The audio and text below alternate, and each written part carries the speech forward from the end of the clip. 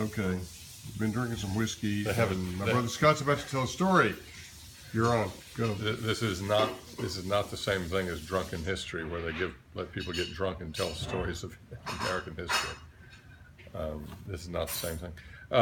It's the story of Prometheus, the Greek story of Prometheus. In one of Plato's dialogues, I've momentarily forgotten which dialogue, the Protagoras, I think. Anyway, in one of his dialogues, he recounts the story of Prometheus, who was I think he's a Titan, one of the son of Zeus, one of his greatest, most intelligent sons. And Prometheus is the one that we all know gave fire to man. But what we don't know is what's the backstory to that story. Why did he give fire to man, and what's the significance of that for Greek mythology? So the story is that the word Prometheus means forethought. And Prometheus had a brother whose name was Epimetheus. And Epimetheus means afterthought. So when Zeus had made all of the beings on the earth, and he had made all of the qualities of all those beings, he had put the beings in one basket, and he had put the qualities in another basket.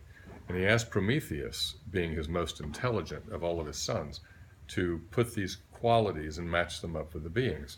And so he began. He started matching up. The beaver had big buck teeth and could chop down trees and lived in the water. That was his characteristic.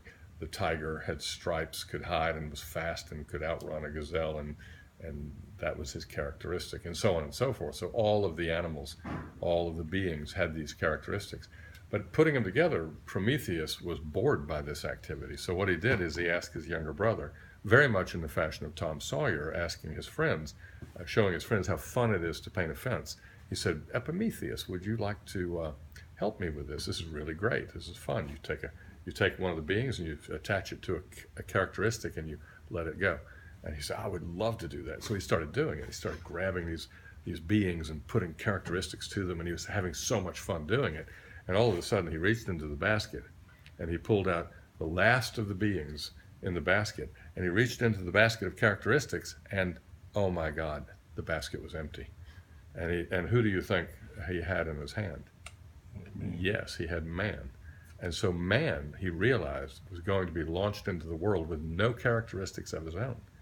So he went back to Prometheus, and he was just mortified that he had done this.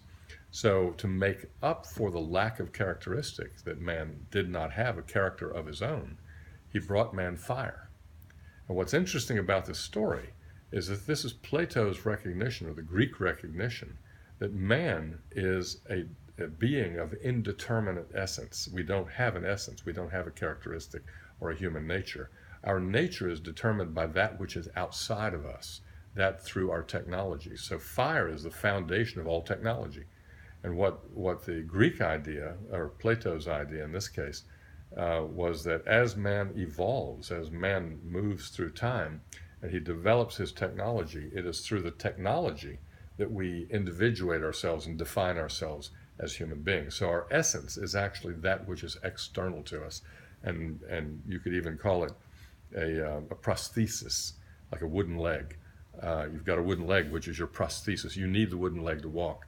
Now we need technology to survive. We need the fire to cook our food. We need the fire to melt the steel. We need we need the iPhones. We need the cameras that are video recording things as it happens.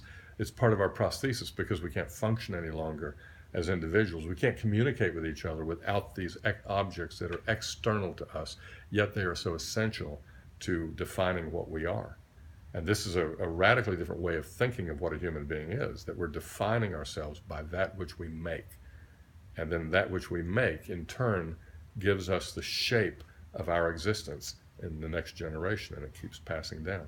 So it's, and this idea of man who creates himself through his activity has only existed in a couple of cases historically. So the ancient Greeks had it, via Plato and some other thinkers, this idea of man as an indeterminate being who is a self-maker. It reappears in the Renaissance because Plato is rediscovered in the Renaissance, And you have Renaissance thinkers who argue that man is an indeterminate creature, whereas the Christian idea of determination of the creature, of the species, is one who is stained with original sin. We come into the world with a fixed human nature.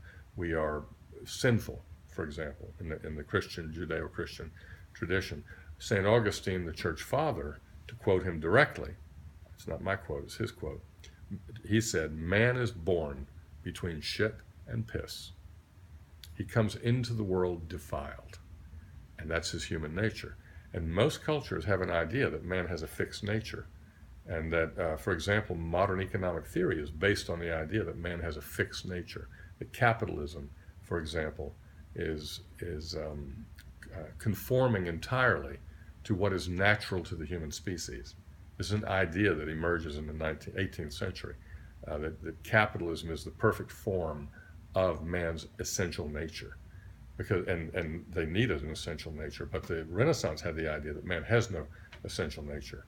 He can choose his fate. He can choose his characteristics.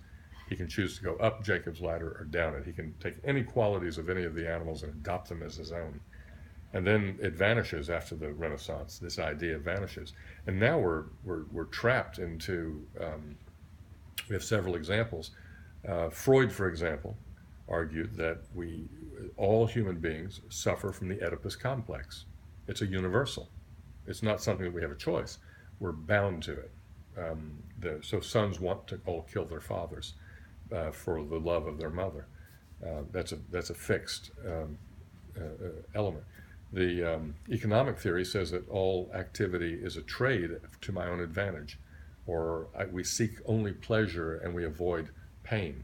That's what motivates all of our activities. It's in our genetic essence, so to speak. But in ancient Greece, in the Renaissance, and in Marxism, you have this idea that man is free to choose his own nature. So that's the story. That's what happens when you give me too much bourbon.